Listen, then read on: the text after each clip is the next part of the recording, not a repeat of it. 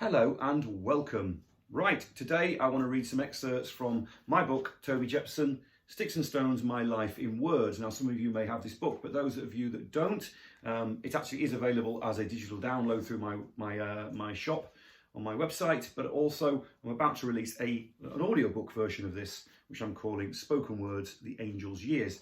Because specifically it's about the Little Angels period and the songs that I wrote. Now, the whole concept behind this book was to kind of write an autobiography, but not in a traditional sense. I wanted to use the songs and the music that I've been involved with to kind of explain and give a deep dive into what my life was like, the people I was surrounded by, and the circumstances that surrounded the making of the records and the creating of the work through that period. So I'd like to read you some excerpts from the opening introduction. Thank you. I wrote my first song in an upstairs room in my granny's council house in Lincoln, laid on a single bed, having just devoured an ice cream.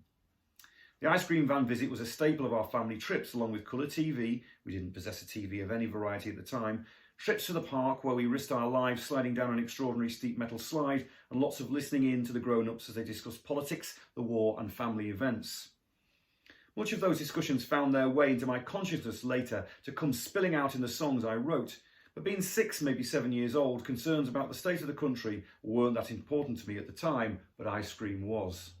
In that back bedroom there was, and probably still is, a tall built-in plywood cupboard consisting of 2 large long-bottomed doors that hid various discarded items of clothing, old dresses, long woolen overcoats and a collection of ancient-looking shoes.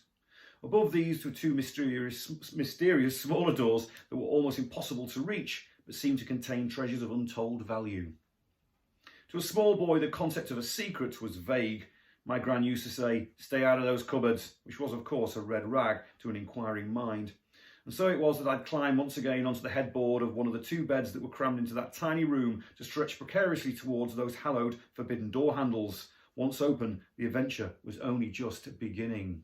My gran and grandad Briggs were born at the beginning of the 20th century, between the wars, and grew up through the years that led to the Second World War, where my grandad took part in the D-Day landings as a medical orderly. His tales of that hideous time are legendary, and he spoke very little of it, such was the horror, but what I do remember being whispered about has stayed with me as vivid, deeply important memory. There is no doubt that the experience changed him. How could it not? He went to war as a young man and came back scarred, but incredibly driven to make the world a better place in his own small way. Watching from a distance through a child's eyes, he seemed like the kindest man alive, a superhero. Now, I had started reading the DC comics at this point, so allied him to the images that I saw, but above all, he was an important person to me. After he was demobbed, he became a district nurse and settled in Lincoln, serving the local community as a go-to fixer-upper for all manner of injuries and medical emergencies. This was pre-NHS, and the welfare state hadn't kicked in, so he could treat anything from a pub fight wound to lice-ridden poor folk, and everything done in his kitchen from a set of medical supplies kept in various tins and boxes. You might be wondering what this has got to do with songwriting. Well, the answer is everything. Family life, observing the antics of others close to us, are the first real indication of what is going on. All of the above only made sense years later, of course, but it is the very foundations of why I write about the things that I do.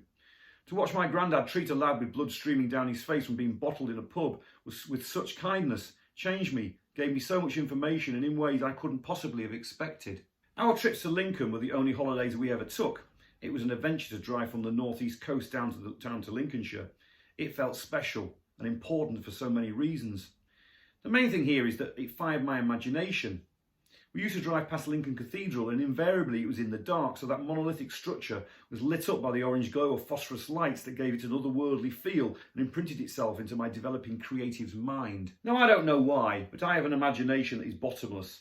Something that is simultaneously empowering, but also at times uncontrollable and terrifying.